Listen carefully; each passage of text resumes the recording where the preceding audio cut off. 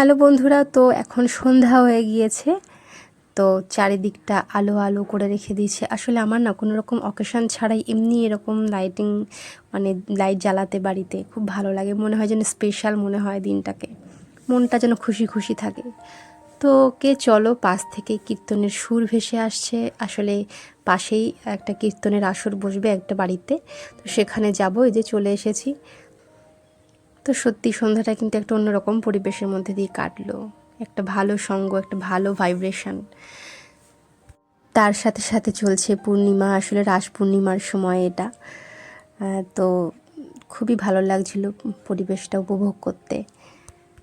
তো কীর্তন এখন শেষের দিকে, তো সকলেই খুবই আনন্দ করছিলেন, উপভোগ করছিলেন এই কীর্তন। তো পূর্ণিমার এই ফুল মুন সত্যিই অসাধারণ।